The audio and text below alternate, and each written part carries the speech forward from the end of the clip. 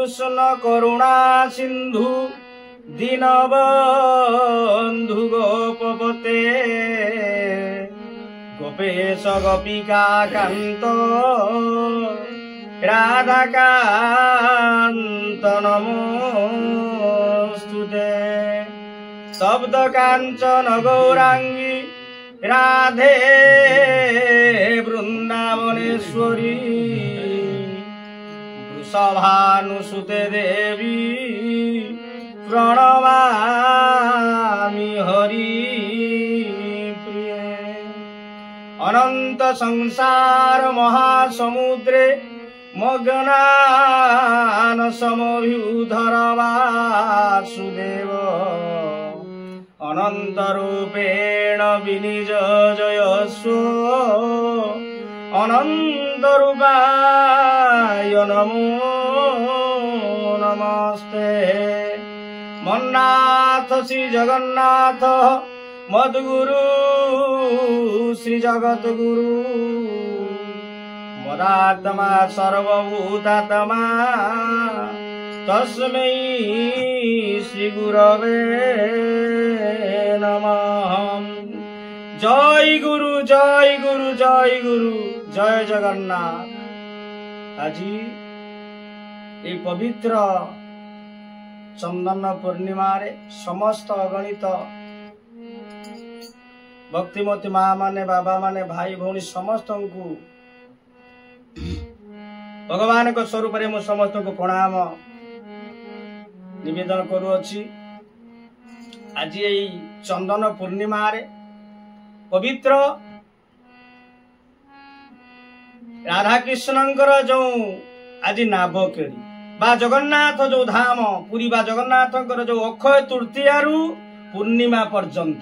प्रत्येक दिन ठाकुरंकर नाभकेड़ी हुए।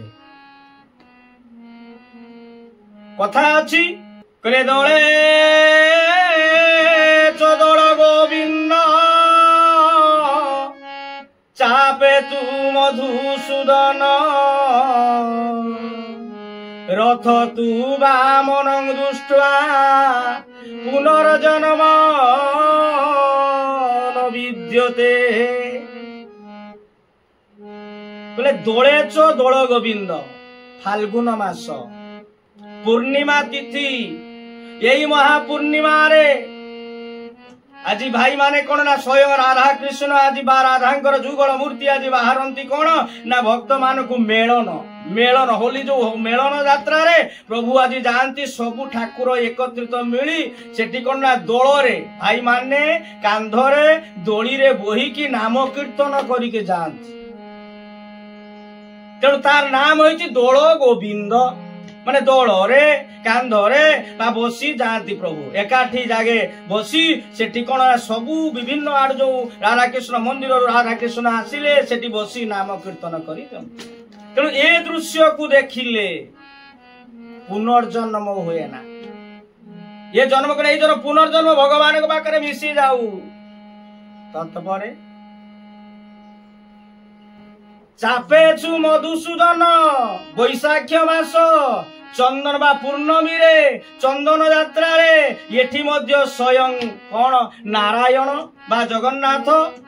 बलभद्र सुभद्रा बा एपटे राधा कृष्ण आज कौन ना पोखरी रे चाप खेल जेमिति द्वापर जुगरे राधा कृष्ण आज नाव खेली थिले ठीक सही बड़ी यही वैशाख मास चंदन पूर्णिमा आज राधा कृष्ण जानती जे चंदन पुष्करिणी बा से पुष्करिणी रे आज कौन करती नाव खेलती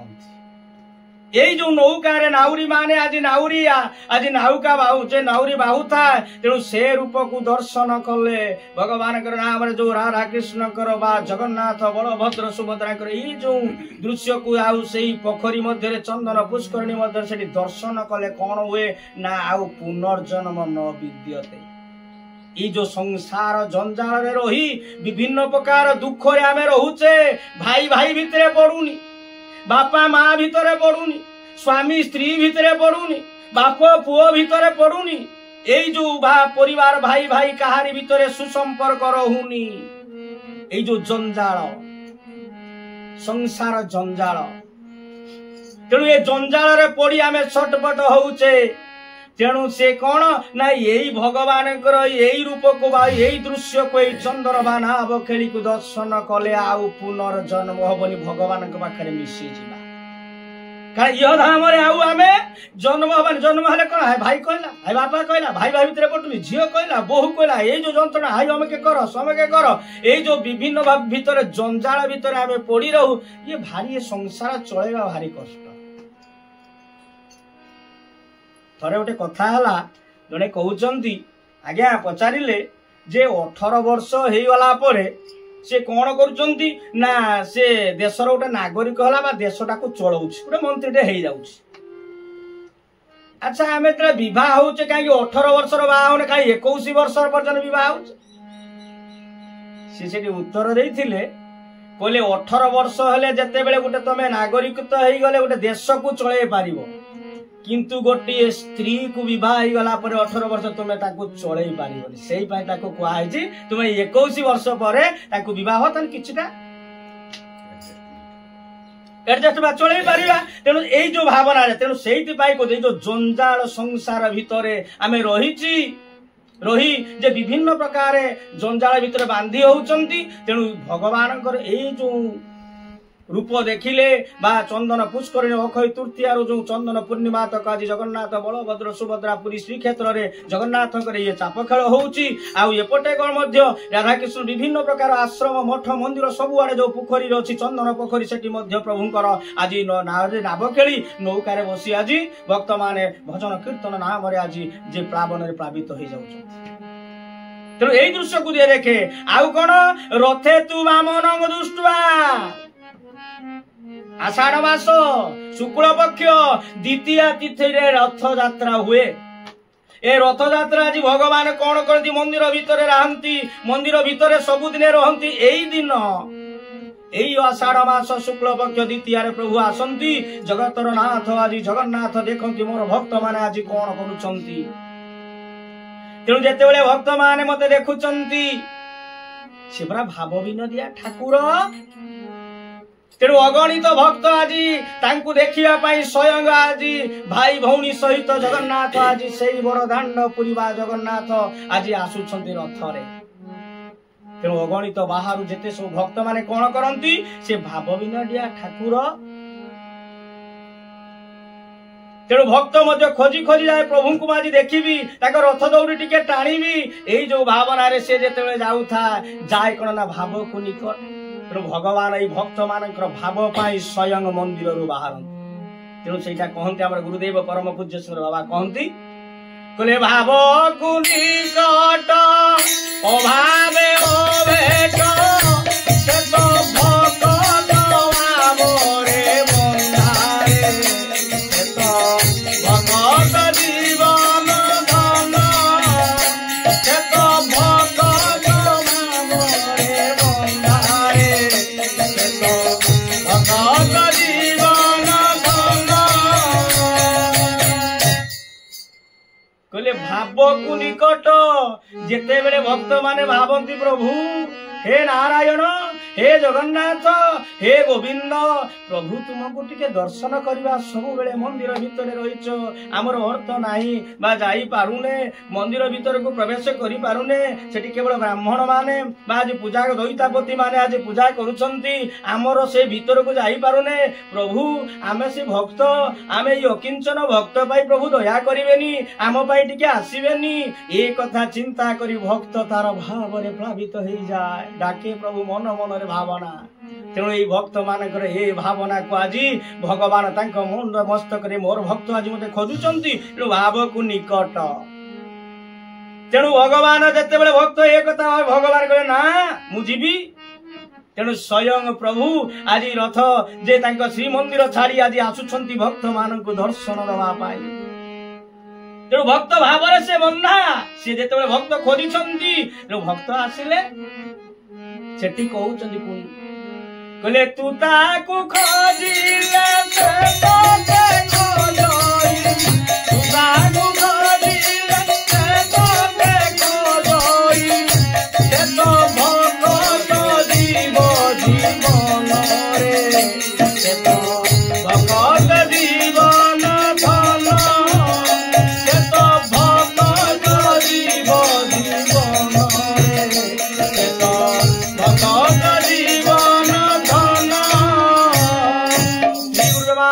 নিতাই গৌর হরি হরি বল।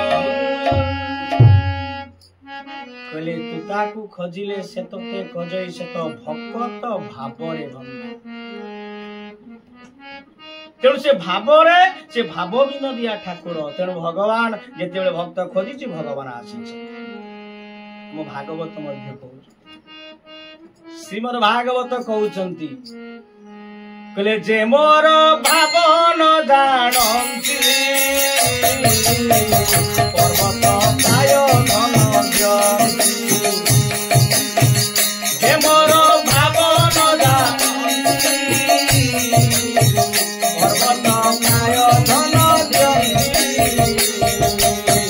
ଯେ ମୋତେ କିତେ ଦୁଃଖ ପ୍ରାୟ ବୋଲନ୍ତି ପ୍ରଭୁ ଦେବରାୟ। ଗୋବିନ୍ଦ ଗୋବିନ୍ଦ ଗୋବିନ୍ଦ ପଦୁ ଗଡ଼ୁରେ ମକରନ୍ଦ। ମକରନ୍ଦ ପାନ କରି ଆନନ୍ଦେ ବଲ ହରି ହରି। ଆନନ୍ଦେ ବଲ ହରି ହରି ହରି ହରି ହରିବେ ଭଗବାନ। ଶ୍ରୀ ଗୁରୁ ପ୍ରେମାନନ୍ଦ ନିତାଇ ଗୌର ହରି ହରି ବୋଲ।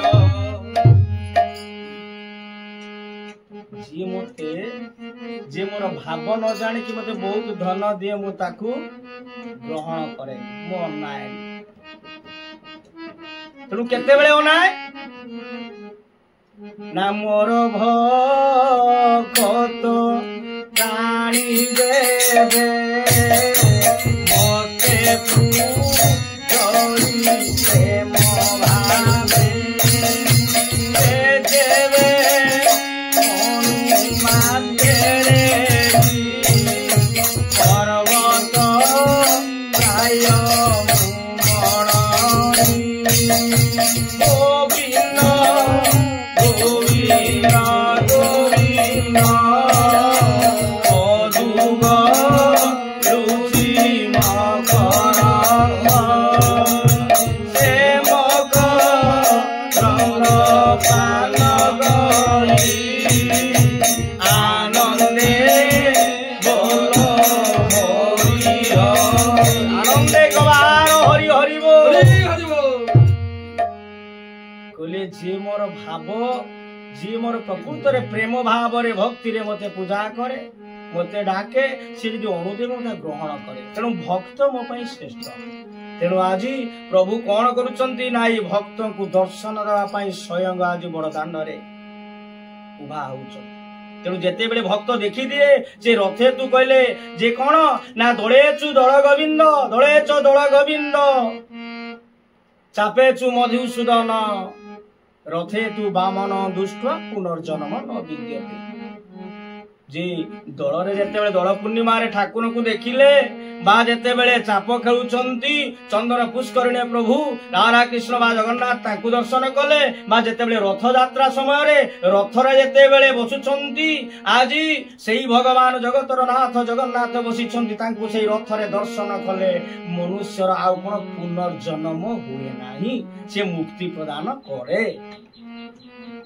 ତେଣୁ ଏ ଚନ୍ଦନ ପୂର୍ଣ୍ଣିମାର ଯୋଉ ମାହାତ୍ମ୍ୟ ଯେ କଥା ହଉଛି ଆଜି ପ୍ରଭୁ ଯେ ଭକ୍ତଙ୍କ ସହିତ ଆଜି ତାଙ୍କର ଯେ କୃଷ୍ଣ ରାଧା ରାଣୀଙ୍କ ସହିତ ଗୋପୀ ମାନଙ୍କ ସହିତ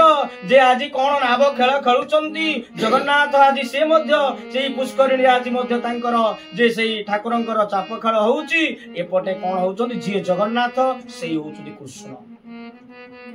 ଯିଏ ଶିଶୁ ଅନନ୍ତ ସେଇ ହଉଛନ୍ତି କୃଷ୍ଣ, ଯିଏ ଶିଶୁ ଅନନ୍ତ ସିଏ ହଉଛନ୍ତି ନରସିଂହ, ଯିଏ ଶିଶୁ ଅନନ୍ତ ସିଏ ଜଗନ୍ନାଥ, ସିଏ ଗୌର ମହାପ୍ରଭୁ ସବୁ ସେ। ତେଣୁ ଶାସ୍ତ୍ର ଆମର ଭାଗବତ କହୁଛନ୍ତି କହିଲେ ତୁ ଯେବେ ଏକ ଭାବେ ଭାବୁ ଗୋବିନ୍ଦ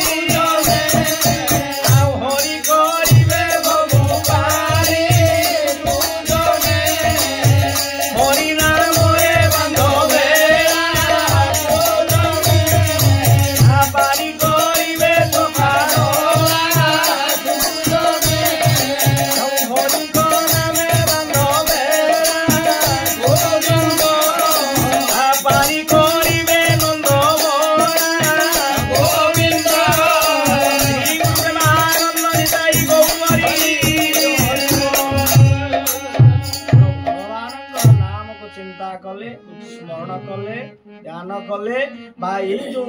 दल गोविंद चापरे मधुसूदन एवं रथरे जगन्नाथ ये तीन जन को देखिले ये जीवनटा सार्थक हो आम रखा टे नाम करी कथा रखा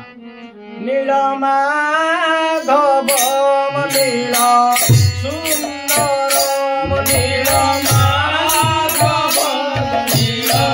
सुंदर नीलमाधव नील सुंदर नीलमाधव नील सुंदर जगन्नाथ